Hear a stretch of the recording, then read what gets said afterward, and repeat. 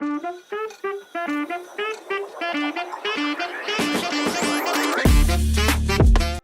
કેમ છો મિત્રો?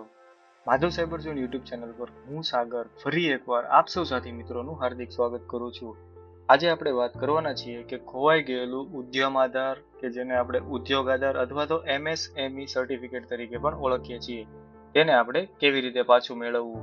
જો તમે પહેલી વખત આ ચેનલ ઉપર આવ્યા છો તો ચેનલને સબસ્ક્રાઇબ કરી લેજો અને બેલ આઇકનને પ્રેસ કરી લેજો, જેથી આવા જ માહિતીસભર વિડીયોની નોટિફિકેશન આપ સુધી પહોંચી શકે. તો વધારે સમય ન લેતા વિડીયોની શરૂઆત કરીએ.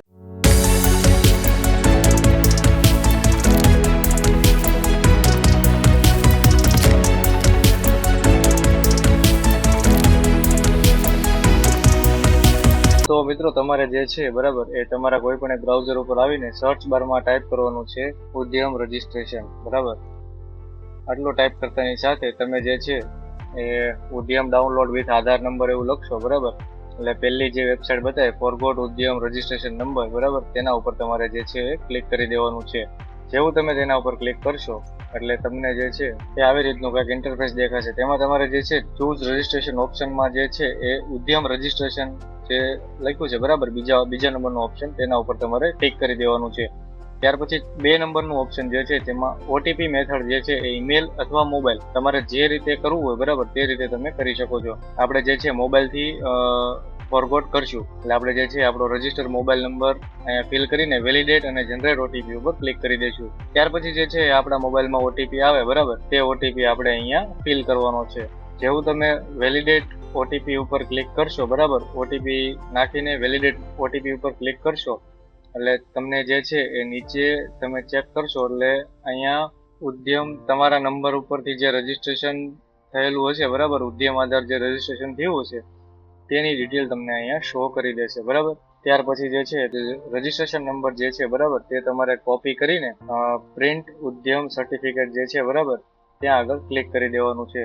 હવે જે છે કોપી કરેલો નંબર અહીંયા પેસ્ટ કરવાનો છે. ત્યાર પછી જે છે મોબાઈલ નંબર તમારો અહીંયા ફિલ કરવાનો છે. ત્યાર પછી ઓટીપી જે છે, બરાબર, મોબાઈલ નંબર વાળું, તેના ઉપર ક્લિક કરીને જનરેટ ઓટીપી ઉપર ક્લિક કરી દેવાનું છે.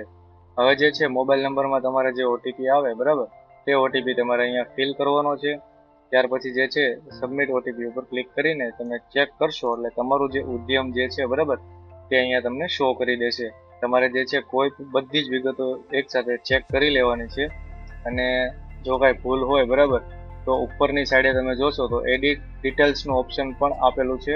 જો એડિટ કરવી હોય તો એડિટ, નકર પછી પ્રિન્ટ કરી લેવાનું છે. બરાબર, સર્ટિફિકેટ પ્રિન્ટ કરતી વખતે જે છે એના માર્જિન્સ અને એ બધું ખાસ એક વખત ચેક કરી લેવાનું છે. બરાબર, જેવી રીતે મેં દેખાડ્યું છે એવી જ રીતે તમારે A4 સાઇઝમાં પ્રિન્ટ કરી લેવાનું છે. વિડીયોને થોડો ફાસ્ટ ફોરવર્ડ કરું છું કારણ કે વિડીયો થોડોક લાંબો થઈ જશે, એટલે તમે તમારી રીતે ચેક કરી લેજો. તો મિત્રો, આપણે આ વિડીયોમાં જોયું કે ખોવાઈ ગયેલું ઉદ્યોગ આધાર કે પછી MSME સર્ટિફિકેટ, બરાબર, જે ધંધાલક્ષી જે આપણું ધંધાનું સર્ટિફિકેટ જે કહેવાય, બરાબર, તે આપણે કેવી રીતે મેળવી શકીએ. વિડીયો તમને પસંદ આવ્યો હોય તો વિડીયોને લાઇક કરજો, તમારા મિત્રો સુધી શેર કરજો અને જો ચેનલ ઉપર પહેલી વાર આવ્યો હોય તો ચેનલને સબસ્ક્રાઇબ કરજો. ફરી મળીશું નવા ટોપિક સાથે. ત્યાં સુધી જય હિન્દ.